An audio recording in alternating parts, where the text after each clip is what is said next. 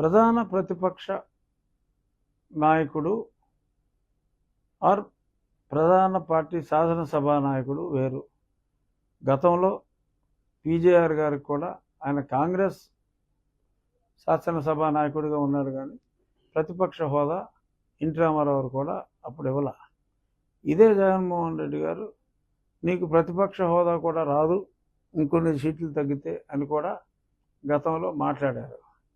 మరి 10% అన్న రెస్ట్రిక్షన్ అలా ఉంటే 10% కాదు, నాకు 10 సీట్లు వచ్చినా కూడా నాకు ఇవ్వాల్సిందే అని చెప్పి ఇలా అడిగితే నాకైతే చంటి పిల్లడు చందమామ కోసం మారం చేసినట్టుగా అనిపిస్తుంది.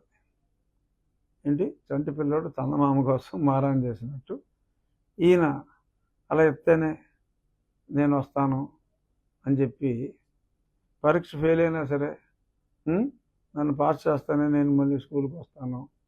అది నేను సోషల్ మీడియాలో కూడా అన్నా, ఈయన లైటర్ వ్యాన్లో. మరి అడగటంలో తప్పులేదు, బట్ అతను రాసిన ఉత్తరంలో కంటెంట్ పచ్చి అబద్ధం.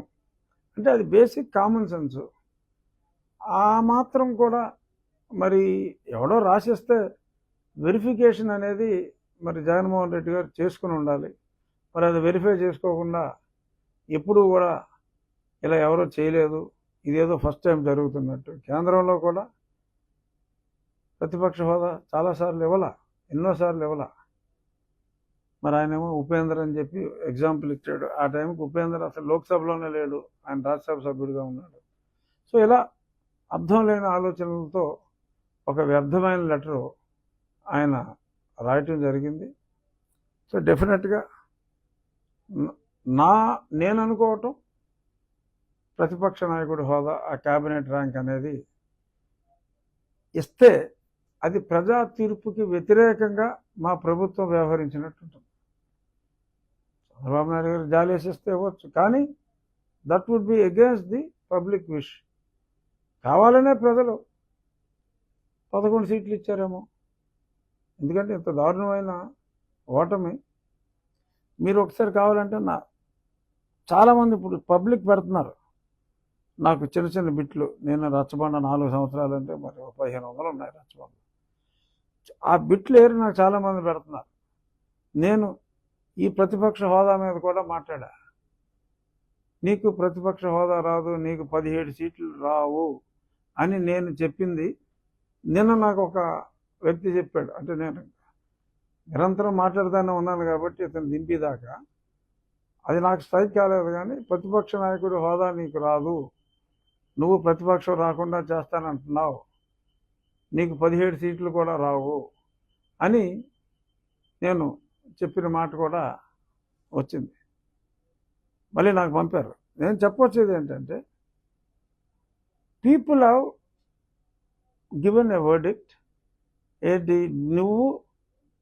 నీకు 18 సీట్లు కూడా దక్కనేయకుండా చేసిన పబ్లిక్ ఒపీనియన్ ఏంటి, నువ్వు ప్రతిపక్ష నాయకుడిగా పనికి రావు అని చెప్పారు.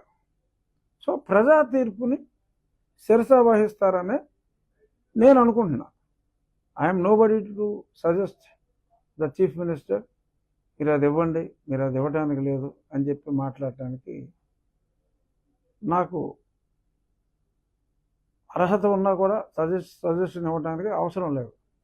బట్ పబ్లిక్ తీర్పుని గౌరవిస్తారని నేను అనుకుంటున్నా. అంచేత బట్ జగన్మోహన్ రెడ్డి గారికి సరే నా సూచన అతను పట్టించుకుంటాడా లేదా అన్నది పక్కన పెడితే, if I were to be in Jaganmohan Reddy's position, Jaganmohan Reddy పొజిషన్లో నేనుంటే ఒక్కరోజు కూడా మిస్ అవ్వకుండా శాసనసభకు వస్తాను. సిగ్గుపడాల్సిన అవసరం లేదు. రాజకీయాల్లో గెలిపోవటంలో సహజం. ఎన్టీ రామారావు లాంటి మహానుభావుడే ఒకసారి ఎలక్షన్లో ఓడిపోయాడు, ఇందిరాగాంధీ ఓడిపోయింది. అలాంటి మహానుభావులు ఓడిపోయినప్పుడు జగన్మోహన్ రెడ్డి ఎంత దారుణ పరాజయం పొందితే, నిజంగా అతనికి పబ్లిక్ అంటే గౌరవం ఉంటే, అతను ప్రతిపక్ష నాయకుడికి అతని అర్హత ఉంది అని అనుకుంటే, క్యాబినెట్ హోదా ఇస్తే అతను కలిసి వచ్చేది ఏంటండి? ఆ టీఏ-డిఏలు ఆ కారే కదా, ఇంకా అంతగానే ఏమన్నా ఉంటుందా?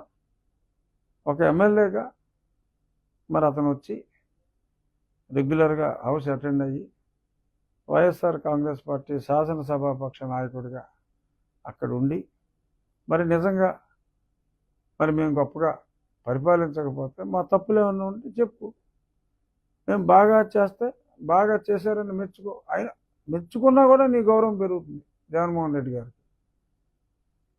సద్విమర్శ చేసినా కూడా గౌరవం పెరుగుతుంది. ఏడుచుకుంటూ నాకు స్టేటస్ ఇవ్వలేదని, ఇవ్వాల్సిన అవసరం లేదు, ఇవ్వకూడదు, అయినప్పటికీ కూడా ఇలా గిల్లిగజ్జం పెట్టుకుని నేను రాను అని అంటే రాబోయే ఎలక్షన్లో ప్రజలు ఇంకా దారుణంగా ఓడించే అవకాశం ఉంటుందనేది నా వ్యక్తిగత అభిప్రాయం. సో మరి శాసనసభ సమావేశాలు మరి ఫస్ట్ వీక్ తర్వాత ఉంటాయంటున్నారు. చూద్దాం. మరి ప్రతిపక్ష నాయకుడిగా కాకపోయినా వైఎస్ఆర్ కాంగ్రెస్ పార్టీ శాసనసభ పక్ష నాయకుడిగా మరి ఆయన వస్తాడేమో. అంటే వై నాట్ 175 అని అంత ఎక్కువగా మాట్లాడేసి మరి 175 మంది ఉన్న సభలో కేవలం ఒక మూల 3 వరుసలకి పరిమితం అయితే మరి బాధలా ఉంటుందేమో. కానీ మరి ప్రజా జీవితంలో మరి ఆ అపజయాన్ని, ఆ పరాభవాన్ని, ఆ పరాజయాన్ని మరి తట్టుకోగలిగి మరి జగన్మోహన్ రెడ్డి గారు దాన్ని అధిగమించి మరి ఏమన్నా ముందుకు వస్తే బాగానే ఉంటుంది. మీరు అడిగిన ప్రశ్నకు సమాధానం నాకు తెలిసి ప్రతిపక్ష నాయకుడి హోదా ఇవ్వటం సమంజసం కాదేమో అనుకుంటున్నాను. ఇవ్వరని కూడా నేను అనుకుంటున్నాను.